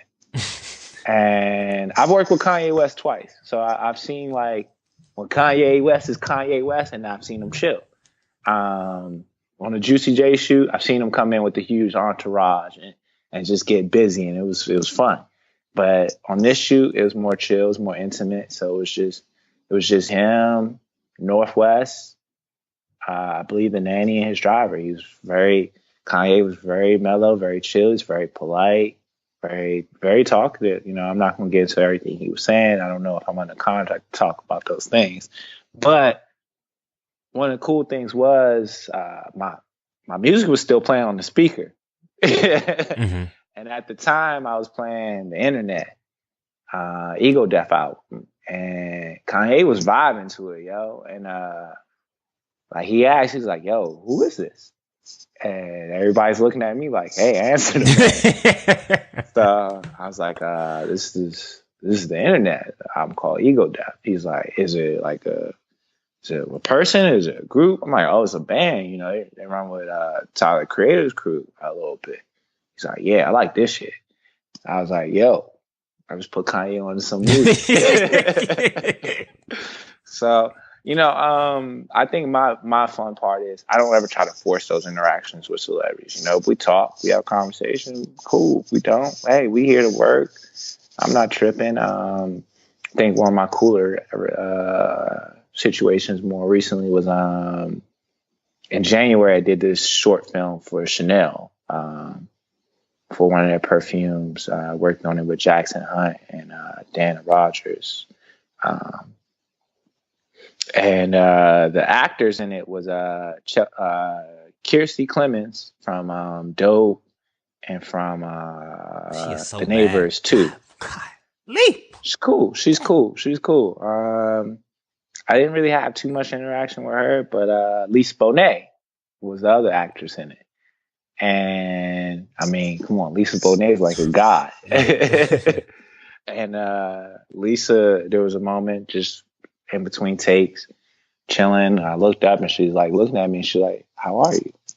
I'm doing pretty good. How about yourself? I'm like, this is cool. Lisa Bonet asked me how I'm doing. You know, I think my 2017 is going to be pretty lit. Like, but I've, you know, also with this work, I've been able to travel. Gone to a shoot in Vancouver for a commercial, and that was once again adapting. The cinematographer was Korean. He didn't speak English, and his camera assistant barely spoke English.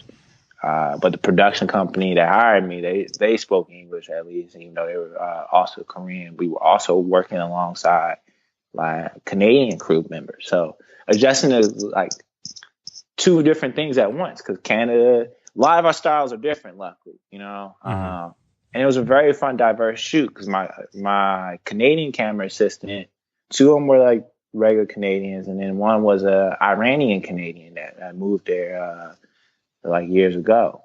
So that shoot was crazy because we were shooting stuff on the side of a building, like 15 stories up. Wow. So yeah, like, you know, crazy cranes. I've done those kind of shoots now. And Jackson and Dana brought me to Jamaica this year. That was in January as well. And 3 days in Jamaica to shoot a music video, and 80% of the crew is Jamaican. And like that cultural experience was like no other because I got to go to the Kingston. They don't take you when you're a tourist. You know, I got to see the real, like it was the slums, bro. Like we had armed security, police escort everywhere we went when we were filming. But yeah, like we had to have like armed guards with us the whole time we was filming in this one particular neighborhood in Kingston, you know.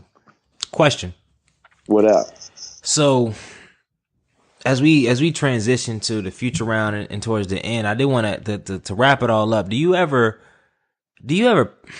how do you stay motivated and driven? Because it's like 7 years ago, this is just a thought, and now it's kind of you're living it. You're in music. You're doing music videos. You're working with major brands. You're traveling, and it's like you pinch yourself. It's like, yo, this is what I couldn't even. You probably couldn't even dream of this 7 years ago when we were just drinking beer, drinking 240s, chilling, talking with Paige, Jew, and all that. Dunk. And shout out to the Joneses out there. Shout out to Jones Life. What's up? Yeah, so we were just chilling, drinking beer on the stoop. And now, like 7 years, like you're in a committed relationship. You're in LA. You're traveling the world, working on this other stuff. How do you stay driven when you're in such a space? I surround myself with a lot of other artistic people. That definitely does it. I hang out with other filmmakers, photographers, painters, graffiti artists, people that do very great things. So they allow me to have other perspective. You know what I'm saying? So that's one side of it. I've now learned how to utilize my quote unquote free time in between jobs. You know. Chores around the crib, taking care of myself physically, reading a lot more, I go to a lot of galleries and museums. I love art, you know, that's where filmmaking, that's the square root of it. It's about being artistic, not being dope. So it's those things. And I know what keeps me really grounded is this is still the beginning for me. You know, this is cool for right now, but this ain't the end all be all. You know, cinematography is the goal. And I'm starting to not starting to try. I have put my place to align myself in that situation now. I'm very proud of the presence, you know, the reason I started this whole thing. The presence of Black Hollywood is getting there, you know, it's getting a lot better. It's a lot of quality now coming out. But it's still on the other side of the camera. It's not too many Black people in control of that side, you know, as far as directors, writers, and cinematographers go. And here I am amongst one of the best Black cinematographers, one of the greatest, as I've been working around Malik Saeed for over a year now. I have that type of relationship with him. And it's built off of two different things. It's my work ethic and it's just my vibe. Same. He does the same thing most jobs. If he's like, we can play his own music. Yo, I'm gonna give you the ox. Let me see what you're gonna do. This is the kind of vibe I want, though. I'm gonna throw something together. But it's those little small interactions. But I know my history.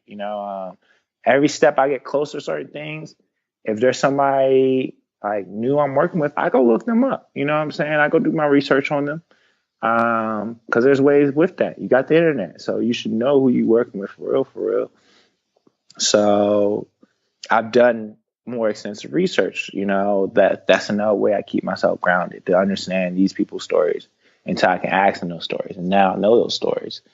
So it's just figuring out that keeps me very well rooted, because it's like, all right, I'm here, but you gotta keep. I keep adding to the plan. I've hit my mile markers, but I ain't hit the finish line yet. So yeah, and I think that's critical, especially when you're in industries where, in an industry like an entertainment industry, where people are like, oh man, he on set, he did the Beyonce Lemonade stuff, he reached the pinnacle. It's like, hold up, in my industry, it's like, I still want to be notable in my craft, in my field. My craft is not being on music videos and doing that. My craft is cinematography, getting better and exploring that field and cinematography. And we don't have time to discuss it all, but cinematography is deeper than just like movies, and it's in a lot of different fields. I mean, and what you're providing from an artistic perspective can't really just be encapsulated in just videos and movies. It's in everything.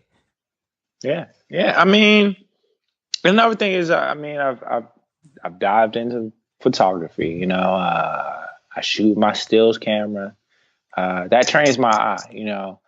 If you pay attention to my IG, I guess I'm gonna give away a little something about myself. Be more transparent right now. My IG set up a certain way. I don't post too much work stuff because, like you said, I'm not as cool as a lot of these jobs are.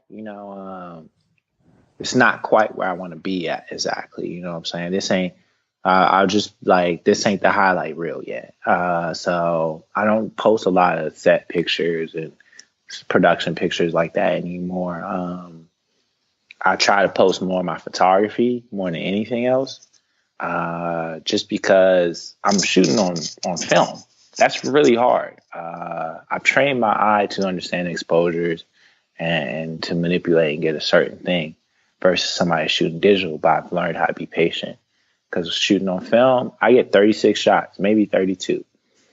Versus somebody shooting digital cameras with photos, they can take 1 million shots. Mm-hmm. And I mean, they got a lot of quantity, but I got more quality. So those things occupy my time and my space, but also I try to occupy in a way to keep building myself up. Like I said, I work over at Dustin's not just for the money, but it keeps me around the gear. I go to the galleries because it keeps me inspiring. Like, why would I sit down and watch movies and TVs all day? Because then all I'm going to do is just mimic what I see. Mm. So I find ways to build myself up more and more. And now, like I said, I have a mentor. I have a Black mentor that can talk to me about the film game. So, which has now aligned me to the situation where I'm now at, where last month I wrote, even though I don't write anymore as far as scripts go, I wrote my own short again. Mm-hmm. Went back to the Red Cup days. So I wrote a short. This time I wrote it in a sense where I wanted to show Black heroines, Black heroes, Black female heroes, in a sense. But I was influenced by art. I started seeing a lot of my Instagram, a lot of animators making like Black anime type style stuff like that. So I was inspired by that stuff to then put that in a script.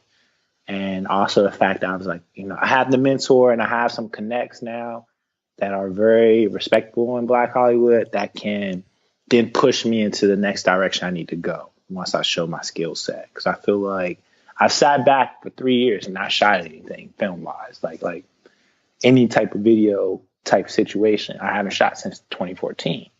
I did a small installation for one of Locke's songs back in October. That was just a warm up, you know what I'm saying? Get back into shooting.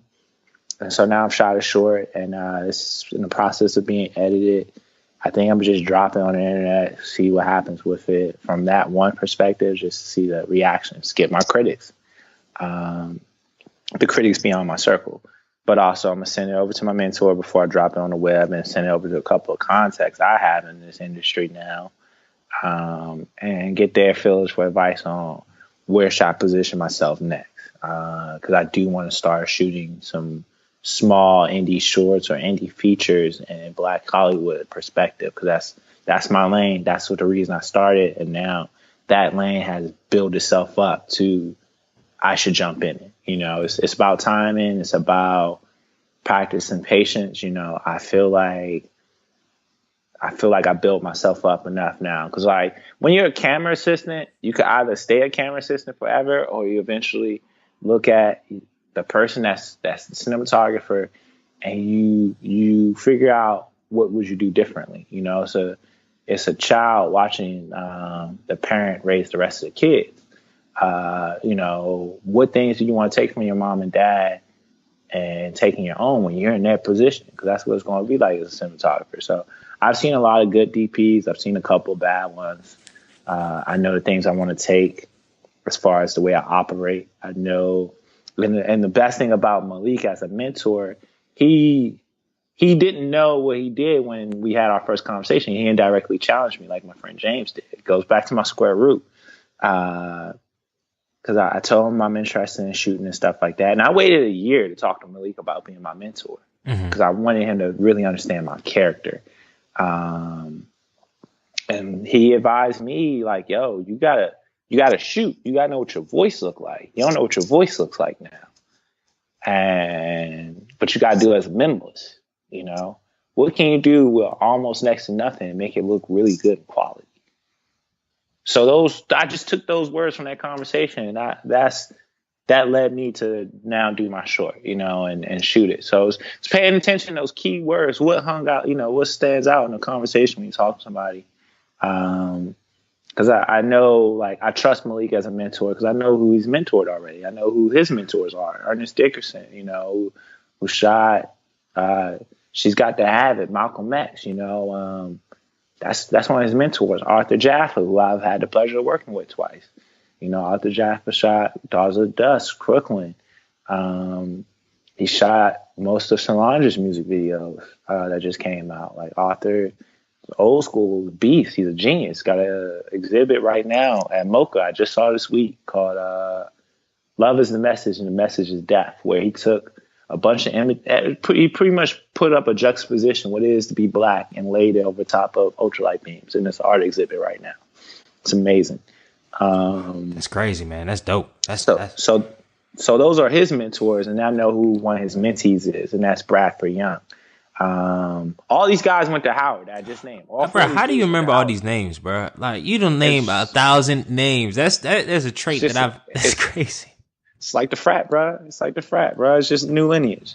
New lineage, man. New lineage. That's all it is, man. New lineage, new history, just same formula, man. Same formula. But yeah, Malik, his last mentee, or the last mentee I know of, is Bradford Young. If you don't know who Bradford Young is, Bradford Young's about to shoot the Star Wars spinoff, the Han Solo one with Donald Glover's going to be in. Bradford's going to be a cinematographer for that. It's going to be one of the biggest films a Black cinematographer ever does.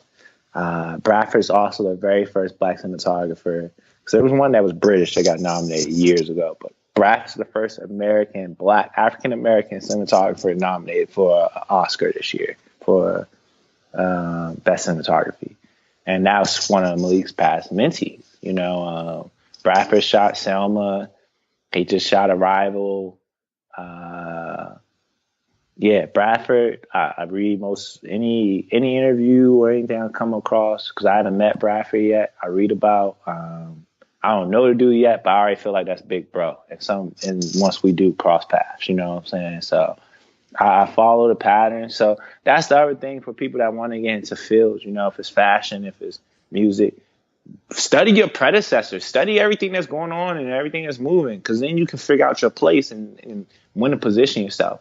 If you just feel like you just know everything and you high and you dope, that's not enough. That's never enough. Yeah, nah, you hit on the head, man. And I think you've talked about a bit of your future plans, man. But when it's all said and done, how do you want to be remembered? As an artist, like amazing cinematographer that like directors and really good DPs. You loved one frame so much that you would hang it up on your wall, that you would paint it. You know, you want to recreate it in a sense to celebrate it. That's what an artist is. You know, it's funny. I always see a painting of Keisha probably every week from belly to scene of belly. And I'm like, Malik shot that. You know what I'm saying? People recreate that. You know what I'm saying? People love that image. That's an artist. You know what I'm saying? Like, so yeah, remember as an artist and also a teacher, I think in some aspects I'm always try to teach. I teach a lot of photography stuff to people that reach out to me via social media or eventually get my contact info. I try to teach virtually, give people cheat sheets, give them critiques, tips. You know, I'm to a point now, some people, we share photo streams, and, you know, before they post a picture, I can tell them, you know, crop this, change the color there, or, you know, this is amazing, or this is okay. But, you know, I give them full blown feedback, which also eventually becomes friendships. But, yeah, teach, because that'll be my way to give back. But also hopefully keep the door open for the next one like me, or next 10 like me. That'd be better if there's 10. Yeah. Amen. Amen. So as we go to our last and final round, which is a rapid fire round, I ask you a series of questions. But first, I'm actually going to do, I haven't done this on any show, but I want to start doing it. It's still rapid fire, but I'll list off 7 key things, and I want you to before the rapid fire round, 7 key things, and I want you to just write it off the first thing that comes to mind when you hear it. All right. Mm-hmm. All right. First, fear. Not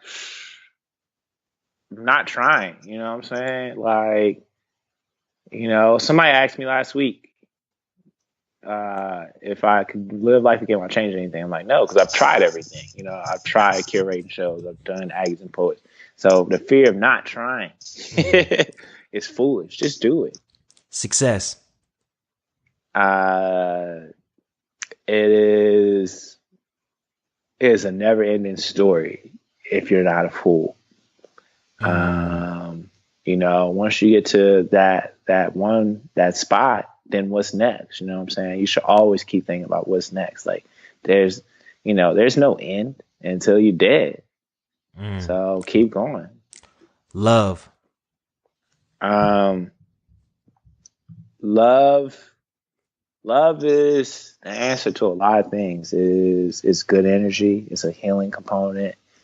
I think to me it is fuel. It keeps me going. It keeps me expressive. I love love. I love just genuineness, unconditional things.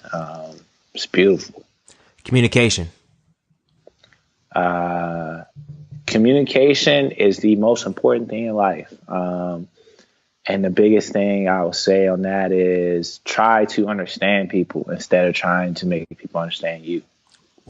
That's deep. That is deep. She said that one more time for the people. Try to understand people instead of trying to make people understand you. That is very selfish. You know what I'm saying? Like, understand that person, because then once you go out the way to understand a person, it's easier for them to understand you. Like it's the recycle symbol. You know what I'm saying? When you do it that way. Mm-hmm. Team building.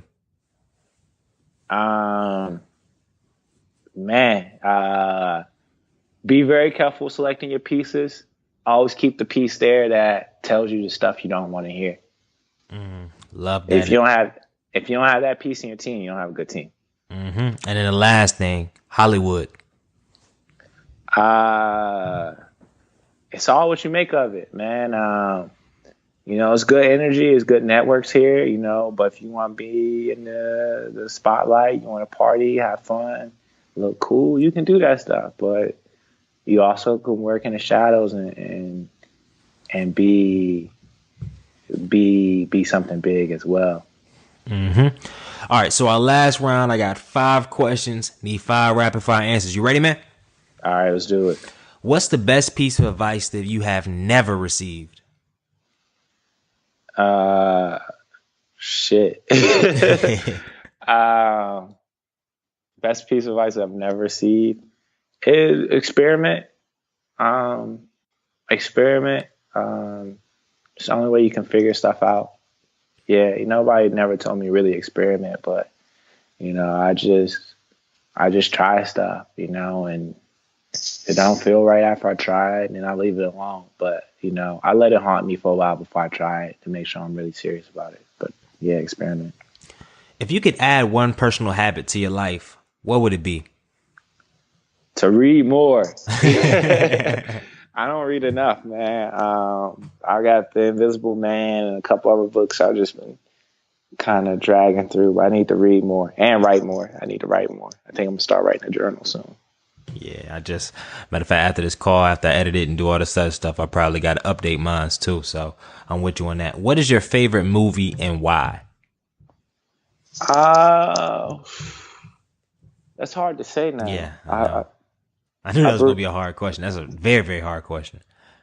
You know what? It's probably still Malcolm X. And I say that because it's hard to tell an autobiography film. And I don't know, like with Malcolm X, just the way it was shot, the different color palettes, everything that was happening, you really felt like you was part of the journey. You know what I'm saying? Like some biofilms are just a long, big blur, but like the moods change, you know what I'm saying? As Malcolm changed, so did the look, and the feels and the vibes of it change, you know what I'm saying? Like you go back and look, man, red, blue, and gold are very prominent colors to represent different points in Malcolm's life. So the color palette, the narrative, just everything about that film. It's a shame it didn't win the awards it deserves. That is a crazy shame. And if you were to be a cinematographer for any new films that are on the horizon, which one would you choose? Anything that's a beneficial story to Black culture right now. And I don't think it needs to be a historic film. I'm kind of getting tired of these based off a true story or bio films or older films. I think, show perspective right now what it is to be Black and give people something to walk away with, like make sure they feel something. So anything that provides some good feeling, not cheesy, but any film where, after everybody saw it, they felt like it was worth their time. Bingo. And last question before we go to our final culture change thing. If you were the president of the United States, what's the first thing you would do? I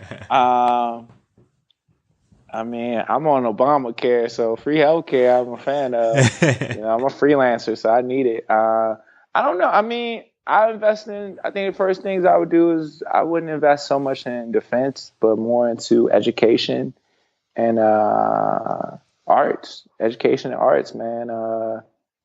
If we want to be a progressive country still, man, we got to invest in the people and make sure they're smart enough. We're 20 years away from 40% of the jobs being taken by automation.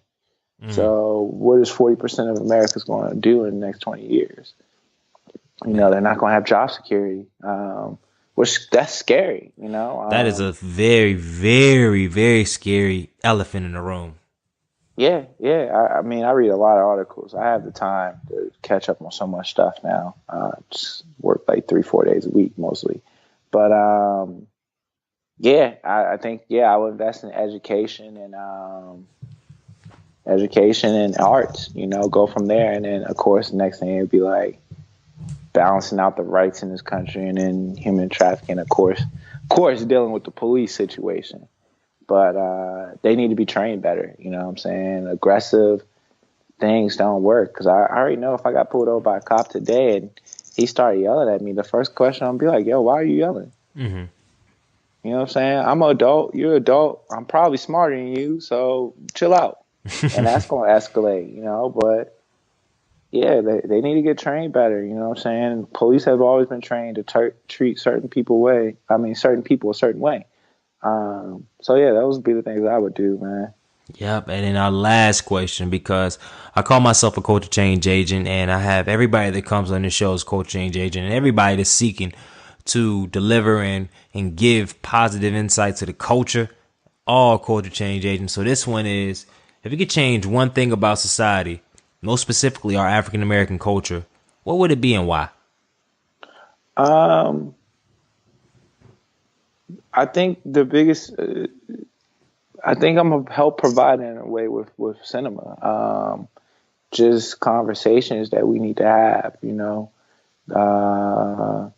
What it is to be a man, to be a black man, to be okay with your emotions, what it is to be a black woman, the burden that you carry, you know, provoke those provocative conversations, or promote those provocative conversations through cinema. That is something that's going to happen with time. It's going to be cool because, I mean, once you have those conversations, then you can point out problems. And then if you can point out problems, we can find answers and solutions. So, yeah, just promote better conversation, what it is to be a black man, black woman, black child, black homosexual, transgender, all of the above, a black athlete, a musician. Just those different things, those conversations that need to be kind of had, like, you know, yeah, it's going to happen. So it's going to be cool. I think that would too, because I mean that would allow narratives that we hold true that are sometimes incorrect be exposed. Like, for instance, everybody has a narrative of what life is like as a professional athlete. We have a lot of stuff to say, but I really I haven't seen too much outside of LeBron's Ballers film and a couple others of a true story about what it really is like being a professional athlete, dealing with all the things they have to go through in a real depth way. And I think and then that's just a high level conversation. And then, like you said, going into homosexuality and depression, a lot of things that are so taboo and been taboo for far too long. I think if the culture takes a step forward, which I think is starting to, with younger talent getting bestowed these budgets from white America to do and to get exposed, I think it's definitely happening. But I think it can definitely be sped. So yeah, that's great stuff. And before we end, man, please share with our audience where they can contact you on, where can they find you on social media and all that good stuff. My IG is probably my easiest way to get in contact with me, which is buddy_Israel, and I'll spell it out. BUDDY_ISREAL. Buddy is real, not Buddy Israel. Yeah, like Domo, I really appreciate you giving us well over almost close to 2 hours of your time, man, just to sit back, rap, have real conversation, and take us through your journey all the way from Bowie, Maryland. Now, traveling the world, living life in your dreams, is still pushing forward to really enhance the culture in a direct way. Appreciate it, man. I appreciate you even reaching out, man. I feel like my story need to be heard. Already, man. So Minority Trailblazer Nation, you already know what it is. Make sure you download the podcast, share with a friend. Make sure you leave a review. And also, 3 things for you. Change the culture. Good night.